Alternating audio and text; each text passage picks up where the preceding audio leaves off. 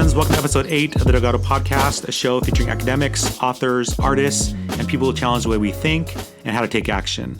Last week, we talked to Dr. N.T. Wright about his latest book, Broken Signposts, How Christianity Makes Sense of the World, and ways that spirituality has become fractured in society and in ourselves. In today's episode, we're going to talk more about ways to practice spirituality and the benefits of working with a spiritual director. N.T. Wright shares how spiritual directors can provide us with helpful insights on how to understand ourselves and ways God may be working in our lives, especially during those dark and doubting seasons.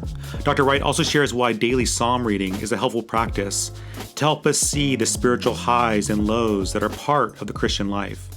This episode is packed with practical advice on Bible reading and prayer practices.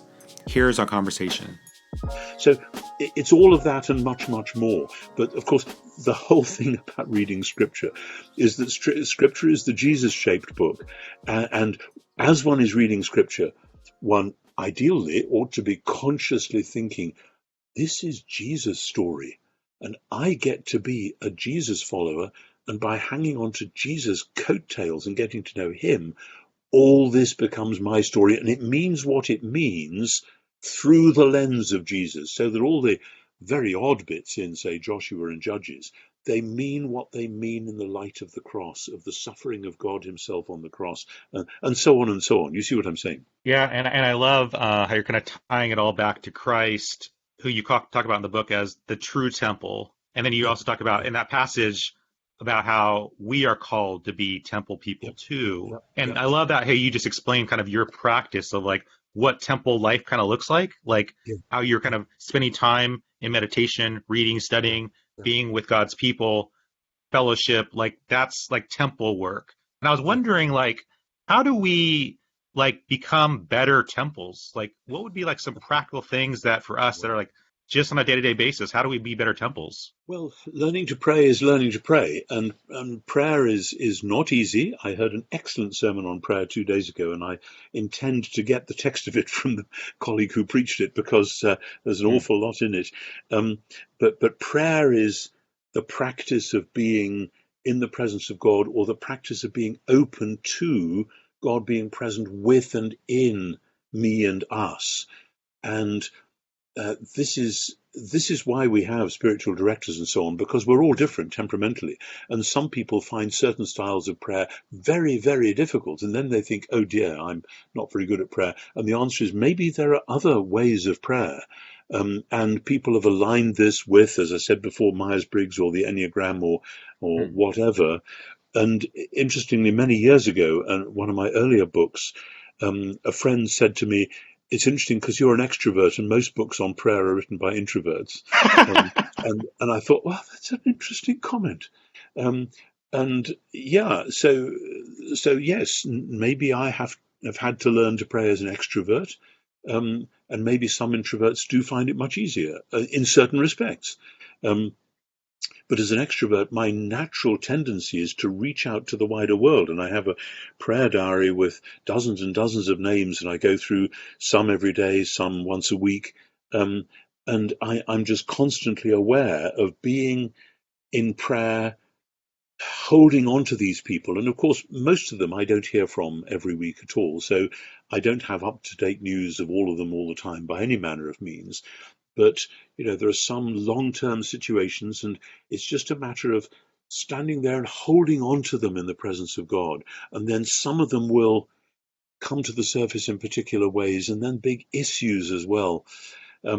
It's because the temple, though it's a single building, it reaches out to embrace the world because the Creator comes to live there, and because of the purpose that what God does in the temple is what he's going to do for the whole creation. That wonderful bit at the end of Psalm 72 where when the king does justice and mercy for the widow and the orphan and the stranger and so on, then the earth will be full of the glory of the Lord as the waters cover the sea, etc.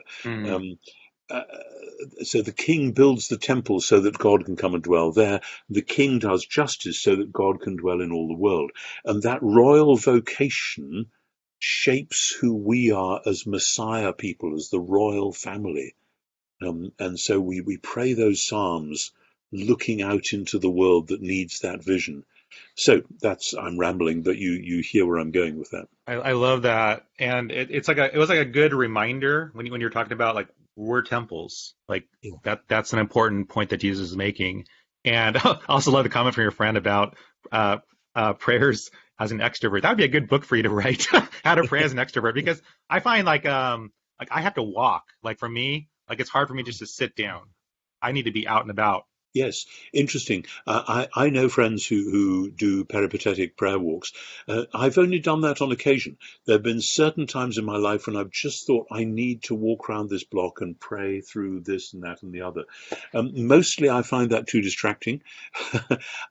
If I'm out and about, there's all sorts of things and then I think, no, you're supposed to be praying. So I find that rather difficult. And hence, if I'm at the desk I have various symbols there which anchor me and help me to hold on to what I'm supposed to be doing. Of course, prayer, as every spiritual director knows, the human mind can invent distractions out of thin air. So we all have to battle with that.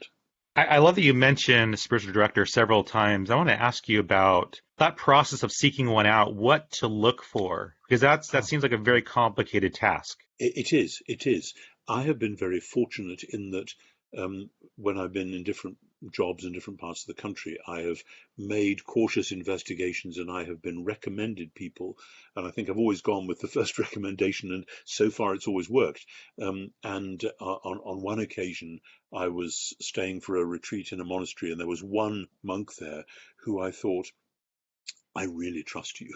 And a guy about my own age, just a very humble, wise, intelligent but not showy guy. And I just thought, this is somebody I can be totally honest with and open with. But it's a very, very personal thing. And I have not been a spiritual director myself, except in very limited cases. It's not been one of my particular vocations and gifts. And it is quite a specialized ministry.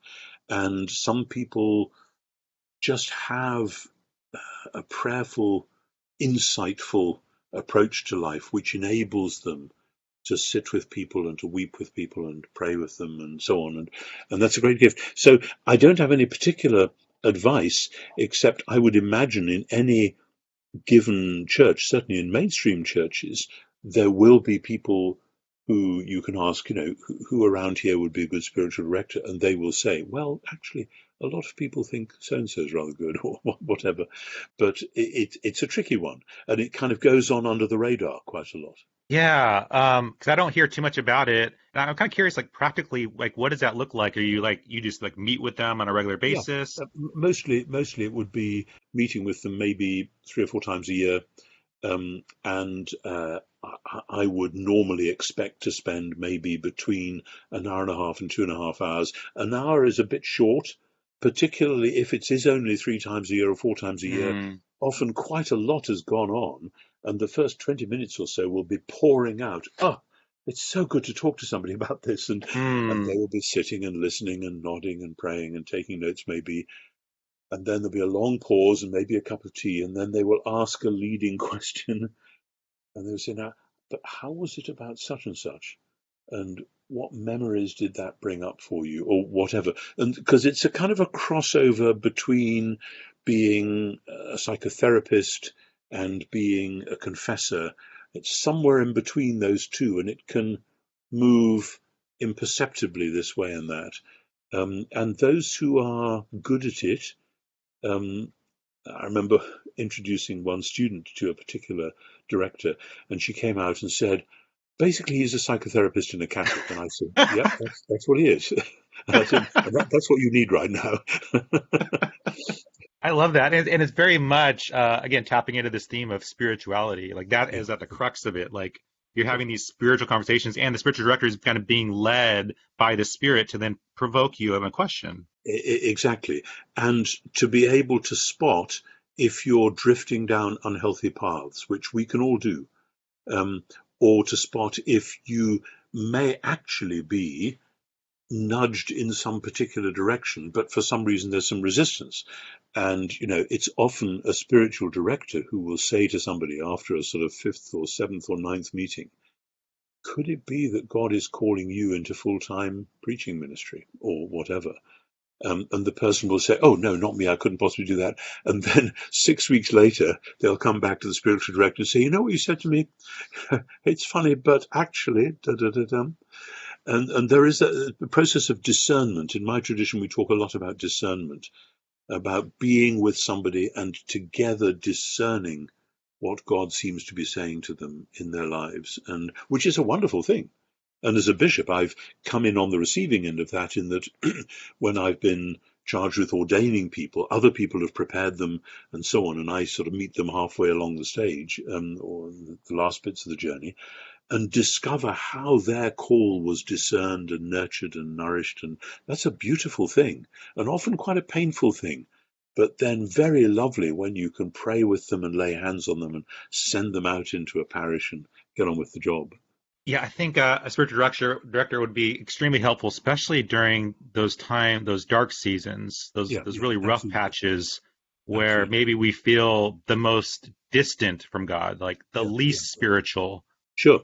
And and yes, and a good spiritual director will know perfectly well that this is normal, but that it can have some quite different causes, and it may be a perfectly normal thing within the life cycle of this person's spiritual development, that they're moving into a new place and it feels very strange, but actually it is where God is leading them. And people talk about the dark night of the soul, or about going into the desert, whatever. Or it may be, and this would be a matter of discernment, that they are in fact, without maybe even realizing it, harboring some secret longing or sin or whatever, which has in fact deadened a bit of them, so that they are shutting off. Or I remember my wife and I working with a very sad young woman who just couldn't feel the love of God at all. And the more we explored what was going on, there was within her a deep hatred for her own parents for all sorts of comprehensible reasons. And our discernment was, please God, whether we were right or not, I still don't know, but that she had locked the door against giving and receiving love to the people who should have been closest to her. And by locking that door, she had locked the door against the love of God. And that there was a forgiveness which had to happen, which would have been an opening of the door, which might then let the love of God in. But these are, you take your life in your hands when you're doing this kind of pastoral work. And those are like the toughest seasons. And this is where therapy obviously is very Sure, helpful, and having sure. spiritual direction is super helpful, to get at the root of what's Yeah, causing this yeah, break. that's right. Um, And sometimes the director may say, um, I think what we're getting into here is actually above my pay grade, and let me give you a couple of phone numbers of people who could call who can take it further on that front. Um, remember saying this to one guy one time who said, "Are you saying I need to see a shrink?" I said, "No, it's just that there are certain technicalities which, like if you go to the doctor with something and he may say you need to see a specialist on this, it just means he's a general practitioner, and he doesn't want to be responsible for getting it wrong." And I say, I'm the same. When it comes to spiritual direction, I'm very much a general practitioner rather than a high on specialist. yeah, and I find like during those like very dark seasons, like the laments from David, like the Psalms where he's crying out to God, like Absolutely, those are just the passages absolutely. I cling to because I'm like, he gets it. Absolutely, absolutely, and there are times exactly when we plunge into Psalm 44 and we say, "Look, I've been doing the best I can, and all this seems to be happening to me, and what on earth's going on?"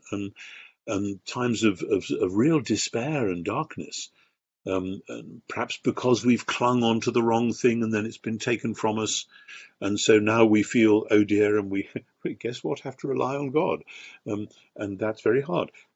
We all go through that. I wrote a little book, you may have seen it just a few months ago, called God and the Pandemic. And I was arguing very strongly that rather than say, oh, the pandemic has happened because we are being punished by God for some societal sins or whatever, no. This stuff is normal. Diseases happen in this world, like earthquakes happen, and tsunamis, and cancer, and so on. Um, and the answer is not God is punishing us. I mean, God can do whatever God wants, but that's not the normal answer. The normal answer is we need to lament. And out of that lament, and as you say, the Psalms give us the material for doing that in spades, out of that lament can come fresh insight and wisdom and humility and hope. And that's actually what Romans 8 is all about, because Romans 8 has lament built into it, but we think of it as a shout of joy because it ends up, nothing in all creation shall separate us from the love of God in Christ Jesus our Lord.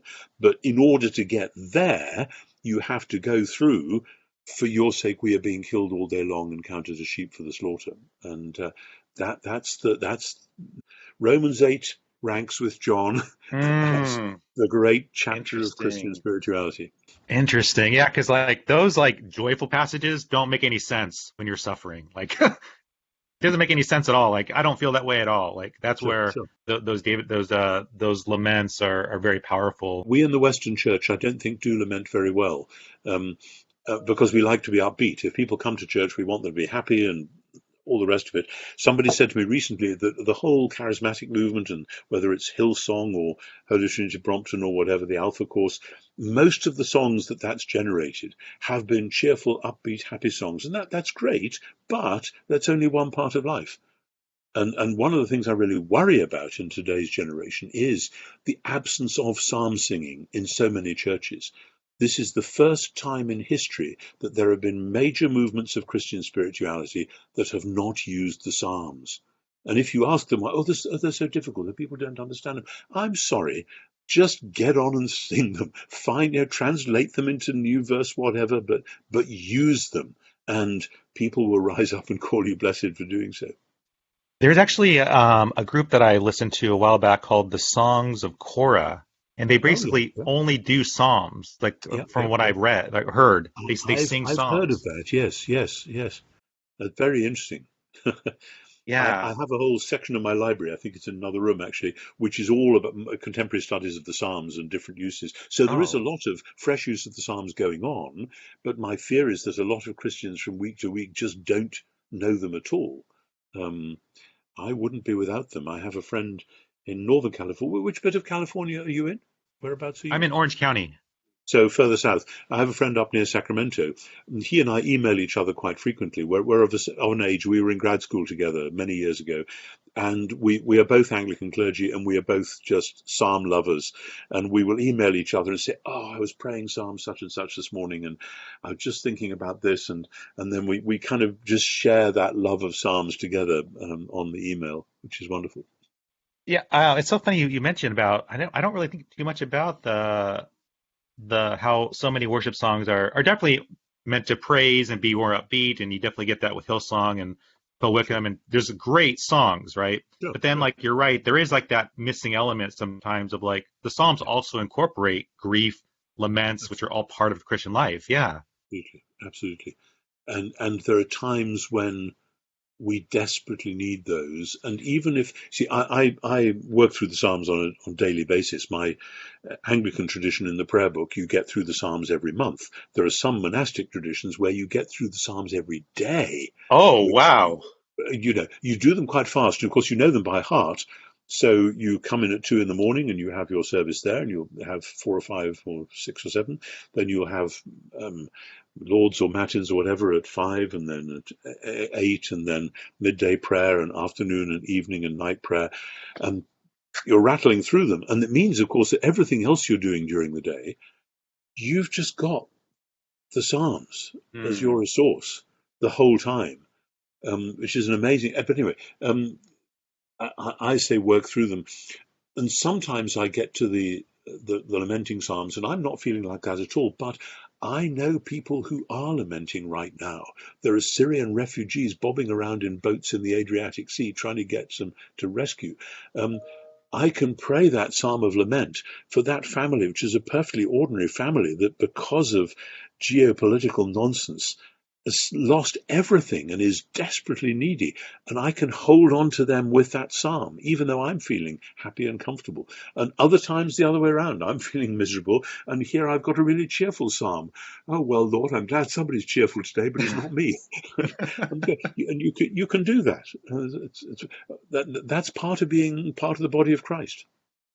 Yeah, and I think sometimes the struggle with reading the Psalms, like you were getting at too, is that it can sometimes be difficult. Like we don't know exactly the allusion, the metaphor being used.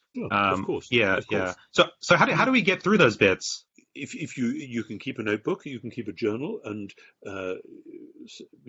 every so often, I really don't know what Psalm 65 verse 2 is all about, and then you can, when you, probably not during the prayer time itself, though some people would do that, you can get a commentary, you can go online, there's lots of resources online now, or you can pull a commentary off your shelf if you're lucky enough to have a commentary on that book, and you can look and see what other people have made of it. And you can get, I've got maybe 10 or a dozen different modern English translations of the Bible here, and I just did a search this afternoon earlier on, because I'm writing a commentary at the moment, and I wanted to look through a passage in all the different translations I had and make notes on how they handle particularly tricky verses. And that kind of joggles you out of an assumption that it must be this, and oh, wait a minute, maybe there's that. And then when all else fails, you can take it to your local pastor or preacher or whatever and say, what do you make of this? And that's fine. You don't have to be able to solve all the problems all the time. I mean, life's not like that. And there are many, many things in human life where we just have to put things on hold and make a mental note. One day I'd like to know about that. And I have found over the last 50 years that many, many things which used to be really puzzling, I've done a long journey around and I didn't know it was going to do this, but then I get to somewhere else and suddenly that's not a problem anymore, because I've seen a larger vision within which that is contained. And those are always good moments. Yeah, it's like assembling a jigsaw puzzle. Yeah, that's right. It is. And the jigsaw puzzle is vast, because there's nobody who knows everything from Genesis 1:1 right through the end of Revelation and understands perfectly every verse. We all need one another's help, and that's how it's meant to be. Dr. Wright, I want to thank you so much for providing us so much help on the Gospel of John, giving us 7 different ways to read it, to understand it, and also, like, it was also a reminder to us to, like, go back to the Gospel of John, because I feel like it's one of those books that I feel like I don't go to enough, because I'm like, I already know that story. I've read it enough. That's a problem, isn't it? And I feel that again and again when I'm reading through the Gospels, and I read through the Gospels day by day, I'm just sort of constantly going through them. The temptation is to think, oh yeah, this is the prodigal son, I know this bit, or oh this is Herod killing John the Baptist, I know this bit. And then the challenge is, hang on, stop, calm down. Pray for wisdom to go down into the text and see what there may be that you've missed. And sometimes you can find something and sometimes you can't, but hopefully this book will help people to do that. Yeah, well, thank you again, Dr. Wright. Great. Thank you. It's very good to be with you. All the very best.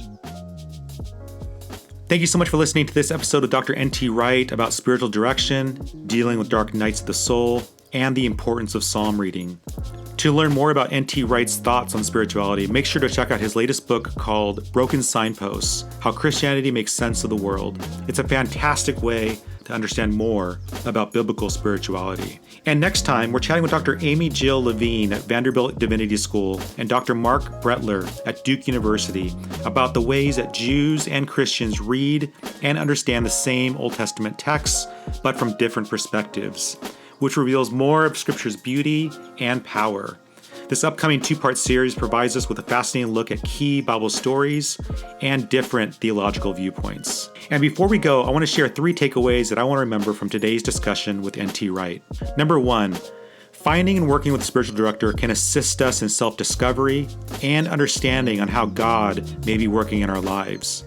Spiritual directors are like spiritual therapists who can ask the tough questions and point us to areas in our life that we need to spend time thinking about. Spiritual directors can also see ways that God may be working in our lives right now and we just don't see it. They can also be immensely helpful for us during those dark nights of the soul or those times when we're feeling depressed and or spiritually broken. Number 2, psalm reading should become a regular part of our daily devotional periods. N.T. Wright talks with us about the importance of psalm reading for understanding the seasons of the Christian life. There are psalms of praise and worship and psalms of lament and despair. These are all part of the canon of Scripture, and they've been passed along to us to read and remember. And number 3, keep a journal open during Bible readings to jot down passages that don't make sense. Anyone reading the Bible is going to uncover complex and complicated passages that don't quite make sense to us. Dr. Wright suggests keeping track of those passages in a notebook. so that you can explore those passages in more detail after your devotional time. There are plenty of commentaries and study tools to help you see different points of view on those passages. And this leads us to this week's question. Dr. Wright talked with us about the benefits of finding and working with a spiritual director, and how they can help us with understanding ourselves and God. So the question this week is about spiritual direction. Have you ever thought about having a spiritual director to assist you? Do you think a spiritual director might be able to help you? Let me know. You can message me on Instagram or Twitter. You can find me at Delgado Podcast. And if you found this podcast helpful in any way, please let me know by rating the show on iTunes and or leaving a comment. Your vote can help this show get more visibility. Thank you so much, and we'll chat next time. Take care.